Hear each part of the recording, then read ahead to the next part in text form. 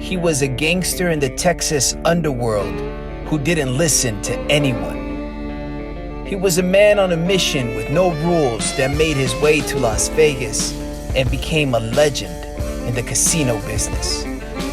He had shady dealings, and those who crossed him were dealt with in the worst ways.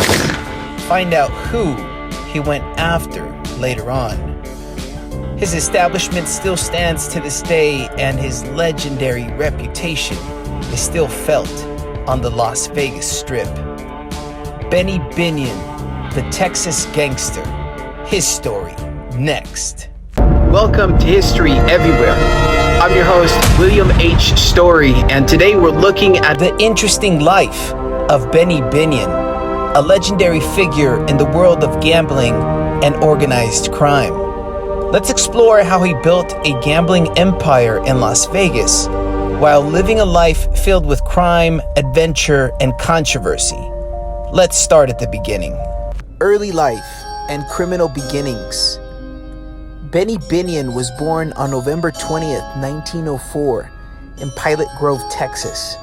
From a young age, he was exposed to a rough lifestyle. His father was a horse trader, and young Benny learned early on how to navigate the world of betting and deals.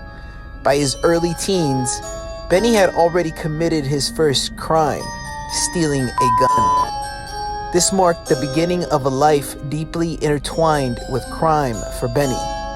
Later, Binion moved to El Paso, Texas, where he started running moonshine during Prohibition. His involvement in the illegal liquor trade gave him a taste for the high-stakes world of organized crime. By the 1930s, Binion had established himself as a big player in the Texas underworld, running illegal gambling operations and building connections with influential criminals.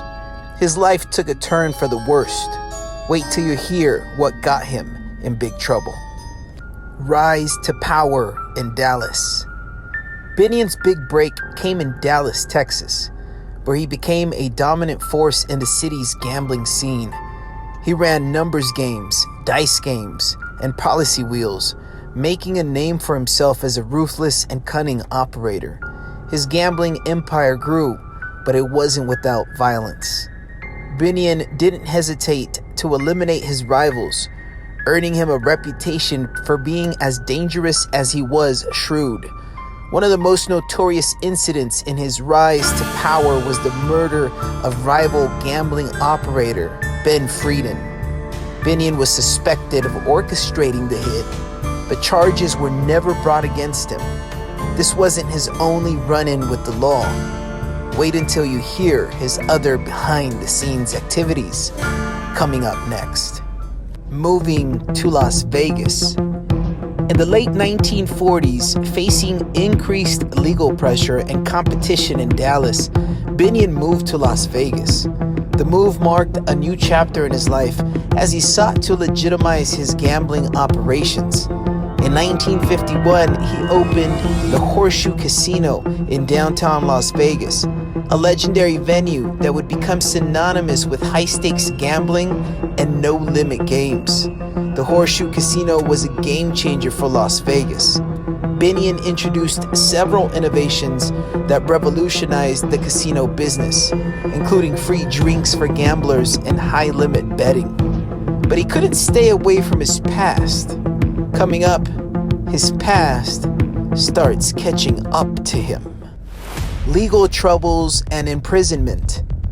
Binion's criminal activities eventually caught up with him. In 1953, he was convicted of tax evasion and sentenced to 5 years in prison.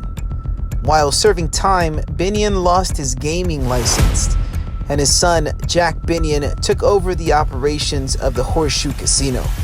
Despite the setback, Binion's influence over the casino and his family's interests remains strong. After his release from prison, Binion returned to Las Vegas and worked behind the scenes to maintain control over his gambling empire. He regained his gaming license in 1964 and continued to shape the casino industry with his unique blend of hospitality and hard-nosed business tactics. Did Binion stop his strong-armed tactics? Did he rub the wrong crowd the wrong way? Coming up.